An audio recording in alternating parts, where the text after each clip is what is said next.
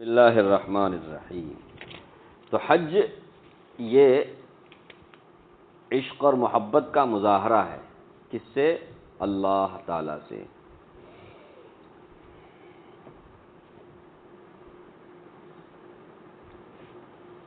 صفا مروہ کے درمیان دوڑنے تک کی بات ہوئی تھی، اس کے بعد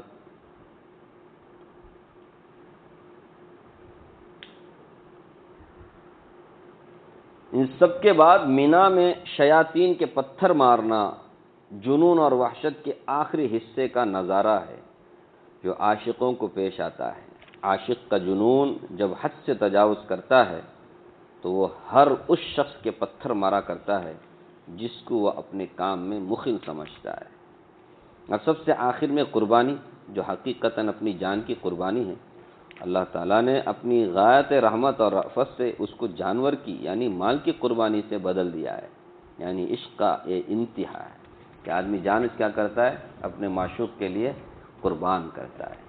تو یہ مختصر اشارات ہیں حج کے اس منظر کے جو عشق سے تعلق رکھتے ہیں۔ جس کے دل میں کچھ چوٹ ہوگی، کوئی زخم لگا ہوگا، دیوانگی سے کوئی سابقہ پڑا ہوگا، وہ ان اشارات کے بعد وہاں پہنچ کر دیکھے گا کہ اس سفر کا ہر جز اس مظہر کو اپنے اندر پوری طرح لیے ہوئے۔ تفصیل کے لیے تو دفتر بھی کافی نہیں، پھر جذبات کاغذ پر آتے بھی نہیں۔ ان کے علاوہ حج کے حکمتیں یا اللہ تبارک و تعالیٰ کی کسی بھی حکم کی حکمتیں کوئی کہاں تک بیان کر سکتا ہے؟ اللہ تعالیٰ کے ہر حکم میں اتنی حکمتیں ہیں کہ ان میں سے بہت سی مصلحتوں تک ہماری عقلوں کی رسائی بھی نہیں ہے، اور ہر حکم میں جتنا بھی غور کیا جائے روز بروز فائدے زیادہ ہی سمجھ میں آتے رہتے ہیں، اور ہر شخص اپنے اپنے فہم اور سمجھ کے مطابق ان پر غور کرتا رہتا ہے۔ سیاسی حضرات کے نزدیک اس حیثیت سے بھی اس میں اتنے فائدے ہیں کہ وہ سب تحریر میں نہیں آ سکتے، لیکن جیسا کہ مثال کے اور نمونے کے طور پر اوپر کی دو حکمتوں کی طرف اشارے کیے ہیں، اسی طرح نمونے کے طور پر چند امور کی طرف متوجہ میں کرتا ہوں۔ ان میں غور فکر کرنے سے ہزاروں مصلحتیں سمجھ میں آ سکتے ہیں۔ نمبر 1، ہر حاکم اور بادشاہ کو اپنی رعایا کے مختلف طبقات کو بیک وقت اپنی جگہ جمع کرنے کا جتنا اہتمام اور خواہش ہوتی ہے، وہ سب کو معلوم ہے کہ اس کے لیے مختلف قسم کے جشن اور مختلف نام سے انجمنیں بنا کر ان کے سالانہ جلسے وغیرہ کرائے جاتے ہیں۔ حج میں یہ مصلحت علی وجہ الاتم پوری ہوتی ہے۔ مسلمانوں کی فلاح اور بہبود کے لیے مختلف ممالک کے اہل الرائے اگر کوئی لائحہ عمل تجویز کرنا چاہیں تو اس کی تشکیل اور اشاعت کے لیے یہ بہترین موقع ہے۔ ہر کنٹری سے لوگ جمع ہوتے ہیں، ایک دو کیا، ہر کنٹری سے پورے کنٹری والے جمع ہو جاتے ہیں حج کے موقع۔ اتنا بہترین موقع ہے کہ اس ٹائم پہ ہر ایک ملک والے کو، اور خاص کر کے جو بڑے بڑے جو علماء وغیرہ اہل الرائے، وہ مل کر کے کیا کر سکتے؟ کوئی نہ کوئی مشورہ کر کے لائحہ عمل تیار کر سکتے ہیں۔ ہم کو اس وقت کیا کرنا ہے فلسطینیوں کی مدد کرنے کے لیے؟ ایک بات، اگر اسلامی ممالک کے افراد کے درمیان اتحاد اور تعلقات کی وسعت کی کوئی صورت ہو سکتی ہے تو حج کے موقع سے بہتر صورت اور کوئی نہیں۔ سمجھے؟ اسلامی ممالک سارے موقعوں کا ہم گوار ہے، اور کیا ہے اسلامی ممالک بولنے کا؟ اسلام اس نہیں، اس میں خالی مسلمان جیسے اسلام کا ہے۔ علم الالسنہ کے شوقین بولے تو زبانوں کو سیکھنے کا نہیں، چینی زبان الگ، انڈونیشیا کی زبان الگ، ملیشیا کی زبان الگ، انڈیا کی زبان، انڈیا میں کتے کی زبان پہ، انگلینڈ کی زبان الگ، فلاں کی زبان الگ۔ تو یہ جو زبانوں کا علم سیکھنے کے شوقین حضرات کے لیے حج کے زمانے سے بہترین موقع شاید ہی نہ مل سکے کہ ایک ہی جگہ عربی، اردو، ترکی، فارسی، ہندی، پشتو، چینی، جاوی، انگریزی وغیرہ وغیرہ ہر زبان کے واقف لوگ وہاں ملیں گے۔ نمبر 5، سپاہیانہ زندگی جو اسلامی زندگی کا خصوصی شعار ہے، حج کے سفر میں پورے طور سے پائی جاتی ہے، لباس اور معاش میں بھی، چلنے پھرنے میں بھی۔ نمبر 6، سرمایہ داری کے مخالف امیر غریب میں مساوات پیدا کرنے کی جتنی کوششیں کرتے رہتے ہیں اس کو اخبار بین حضرات بخوبی جانتے ہیں، اور یہ بھی ساتھ ہی معلوم ہے کہ کوئی صورت بھی آج تک کامیاب نہیں ہو سکی۔ اسلام کا ہر حکم نماز، روزہ، حج، زکوٰۃ اس مصلحت کو نہایت آسان اور کامیاب طریقے سے پورا کرتا ہے۔ اسلامی اصول سے بہتر چیز نہ آج تک پیدا ہو سکی نہ آئندہ ہو سکے، بشرطے کہ ان احکام کو اسلام کی صحیح تعلیم کے ماتحت ادا کیا جائے، ہے نا۔ دو نظریہ، کیپٹلزم اور سوشلزم۔ پہلے سوشلزم شروع کیا تھا رشیا والوں نے، امریکہ والوں نے کیپٹلزم شروع، اب کیپٹلزم کا زمانہ، پیسہ پورا ایک ہی طرف، ادھر پورا، اب ویسا ہو رہا ہے نا، 22 40 آدمی کیا بن گئے، ارب پتی بن گئے، باقی پورے کے پورے کروڑ پتی بن گئے۔ تو رشیا والوں کا نظریہ کیا ہے، سب برابر، ادھر امیروں سے چھینو غریبوں کو دو، سمجھ رہے۔ اسلام کا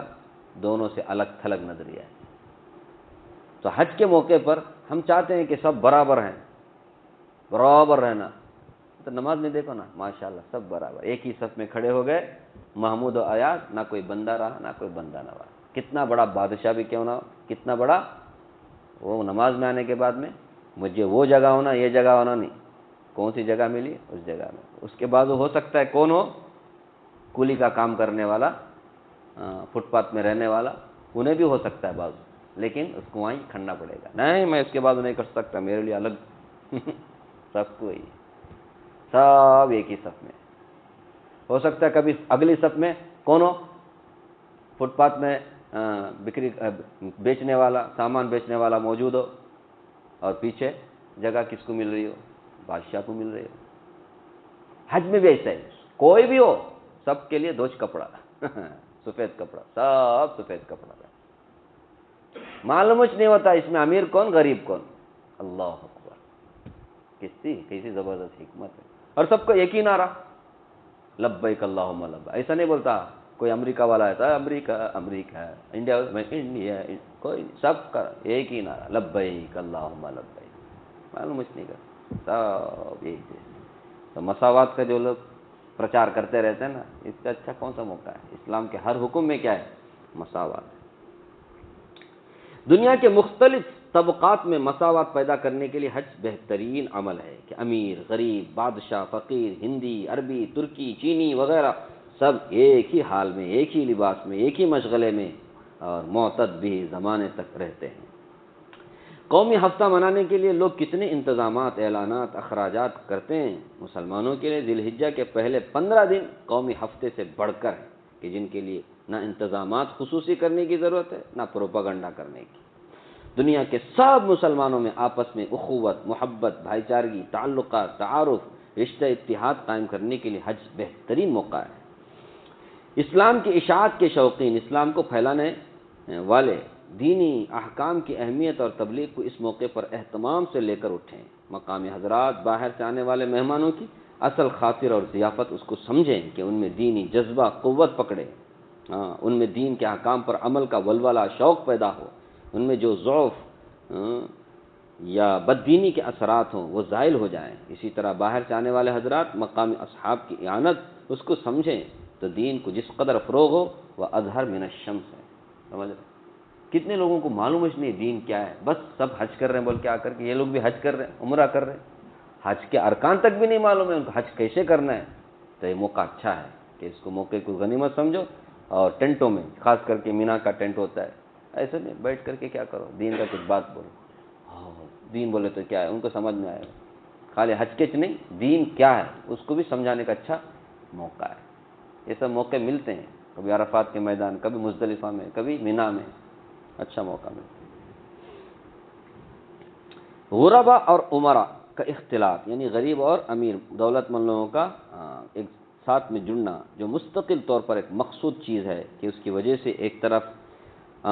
دولت مندوں میں سے نخوت، غرور دور ہو، دوسری جانب غریبوں کا حوصلہ بھی بڑھے۔ وہ حج میں ایسے کامل طور سے پایا جاتا ہے کہ جس کی نظیر دوسری جگہ نہیں ملے گی۔ عمرا اپنی بدنی ضروریات کی وجہ سے غریبوں کی طرف متوجہ ہوں گے کہ بار برداری یعنی بوجھ اٹھانا، کھانا پکانا، آمد و رفت کی تمام ضروریات کا ان کو خود پورا کرنا مشکل ہے۔ دوسری جانب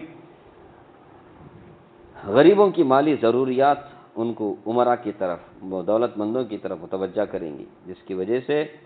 ان دونوں طبقوں کا اختلاط جو بسا اوقات تعارف اور مدارات سے بڑھ کر معدت اور دوستی تک پہنچ جاتا ہے، جس کا سفر حج میں پوری طرح سے مشاہدہ ہوتا رہتا ہے نا؟ یہ سمجھے، غریب بھی ہے امیر بھی ہے، ایک بہت بڑا کروڑ پتی آدمی حج کمیٹی میں گئے، سمجھ رہے، ایک کروڑ پتی ہے، ایک چھوٹا موٹا کمائی والا ہے، لیکن ایک ہی روم مل گیا، دونوں ایک ہی روم میں ہے، ہوتا ہے ایسا؟ اب ان میں کیا ہو گئے، حالانکہ یہ جو کروڑ پتی ہے یہ روڈ پتی کے ساتھ کبھی مل نہیں سکتا تھا، دونوں کا فرینڈشپ الگ سب کا، لیکن یہاں ان کو ملنا پڑا، یہاں ان کی کیا ہو گئی، دوستی ہو گئی، اس کی ضرورت اسے اس کی ضرورت پڑ گئی، اس میں کیا ہوتا ہے، دونوں کا فائدہ ہوتا ہے، کیا کیا موقع ملتے ہیں مولانا حج میں، یہ بھی ایک حکمت ہے۔ مسلمانوں کے اجتماع کو بالخصوص جبکہ وہ عاجزی اور مسکنت زاری اور تضرع کے ساتھ ہو، اللہ تعالیٰ کی رحمت اور لطف و کرم کی متوجہ کرنے میں جتنا دخل ہے وہ عامی آدمی سے بھی مخفی نہیں ہے۔ حج کا موقع اس کا بہترین منظر ہے کہ عرفات کا میدان اس کا خصوصی مظہر ہے، سمجھے، جس کو دیکھو تو سب عرفات میں سب کیا کر رہے ہیں، گڑ گڑا کر کے دعا کر رہے ہیں، سب کے سب، کوئی بھی بچا نہیں، عرفات میں سب کا ایک ہی چھال، سب دعا کرتے ہیں، غروب تک روتے رہتے ہیں۔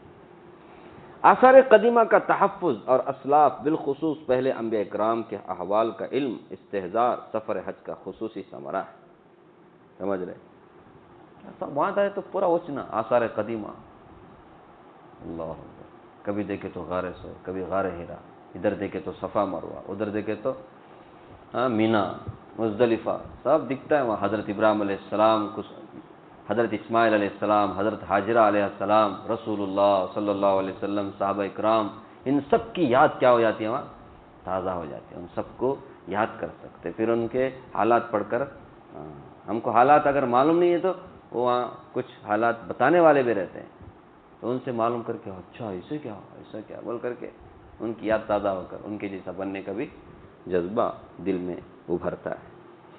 معاشی حیثیت سے دنیا کی معلومات کا ذریعہ سفر حج سے بہتر نہیں ہے، ہر ملک کی مصنوعات، ایجادات، پیداوار کے حالات اور اس قسم کی جتنی تفصیلات معلوم کرنا چاہیں وہ سفر میں بہترین طریقے سے حاصل ہو سکتی ہیں۔ اب تو ماشاءاللہ بڑے بڑے دکانوں میں بھی آپ کو دنیا بھر کی چیزیں مکہ میں آپ کو مل جائیں گی، کہاں نہیں ملے تھے،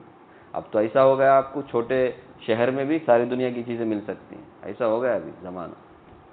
یعنی تجارت اتنا فروغ کر دیا ان لوگوں نے کہ ہر چیز ہر جگہ آپ کو مل سکتی ہے، پہلے ایسا نہیں تھا، مکہ ایسے زبردست شہر ہے کہ دنیا بھر کا پروڈکٹ آپ کو وہاں ملتا ہے، تو اس میں معلوم کر سکتے ہیں یہ ترکی کا بنا، اچھا یہ انڈونیشیا کا، جاپان کا، فلاں کا، ہر چیز،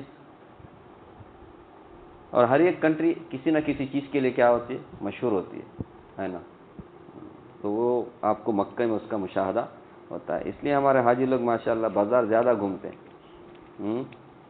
حج کو جائے گئے تو بھی بازار گھومنے کا زیادہ، ٹھیک ہے۔ تو یہ سب علمی حیثیت سے سفر حج نہایت بہترین چیز ہے، اس کے موقع پر ہر جگہ کے علماء موجود ہوتے ہیں، ان کی علمی حیثیت اور ہر مقام اور علمی مراکز، علمی کارنامہ، ان کی ترقیات، تنزل اور ان کے اسباب پر تفصیل سے اطلاع ہو سکتی ہے، سمجھ رہی ہے، علماء کی، دنیا بھر کے اولیاء، ابدال، اقطاب کا ایک معتد بھی طبقہ ہر سال حج میں شرکت کرتا ہے، ان کے فیوض و برکات، کمالات، انوارات سے بھی استفادے کا بہترین موقع ہے۔ کیسے کیسے بڑے بڑے علماء آتے ہیں، معلوم ہوتا ہے وہ فلاں ہوٹل میں ٹھہرے، لے جا کر کے ان کا یہاں اپنے مقام میں رہتے ہوئے زندگی میں کب کیا نہیں ہو سکتا ہے، ان سے ملاقات نہیں ہو سکتی، لیکن وہاں موقع ملتا ہے، معلوم ہوتا ہے پھر ذوالفقار صاحب آ کر ہیں فلاں ہوٹل میں، اچھا موقع، چلو جا کر کے وہ فلاں بہت بڑے عالم آ کر ہیں،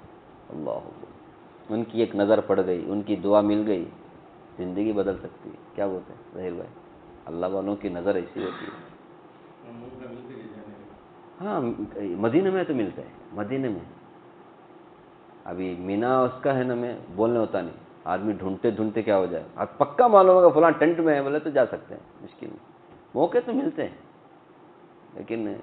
شرط یہ ہے کہ انہیں پہلی مرتبہ حج کرنے والا نہیں رہنا، کیونکہ پہلی مرتبہ حج کرنے والا رہا تو انہیں زیادہ ٹینشن میں رہتے ہیں، وہ ادھر سے ادھر نہیں جاتا، انہیں اس میں سے رہتے ہیں، ایک مرتبہ کر کے ہو گیا، دوسری مرتبہ گیا ہے اسے تھوڑی سی واقفیت ایکسپیرینس رہتا ہے تو انہیں تھوڑا جگہ وغیرہ سے بھی واقف ہوتا ہے. اب تو بہت ایزی ہے, کیا ہے, سب کے پاس موبائل رہتا ہے, لوکیشن وغیرہ سب رہتا ہے, ٹینشن کیا ہے, مجھے لوکیشن ڈالو جی بولے تو, اور لوکیشن کے ساتھ چلے تو مشکل بہت آسان ہے. جگہ جگہ کا فوٹو نکالو, جہاں ہے تو فوٹو نکالو اس کا فٹافٹ, بہت آسان ہے. موقع ملنے کے لیے تھوڑا سا کوشش بھی کرنا پڑتا ہے, سمجھ رہے, ٹھیک ہے. خیر, یہ سب حج کی حکمتیں ہیں. اللہ تعالیٰ مجھے بھی آپ کو بھی دین کی باتیں سمجھنے کی توفیق دے, خاص کر کے حج کی جو حکمتیں ہیں اسے سمجھنے کی ہمیں توفیق دے. اور جو لوگ حج کو گئے اللہ سب کے حج کو اللہ تعالیٰ قبول فرمائے, اور جن لوگوں کے اوپر حج اب تک فرض نہیں ہوا ہے, حج کرنا چاہتے ہیں, اللہ تعالیٰ غیب سے ان کے لیے سہولیات اسباب مہیا فرمائے, اور ہم سب کا خاتمہ اللہ ایمان پر سنت پر فرمائے. آمین آمین. سبحان اللہ بحمدہ, سبحانک اللہم وبحمدک, نشہد ان لا الہ الا انت نستغفرک ونتوب الیک. سبحان ربک رب العزة عما یصفون.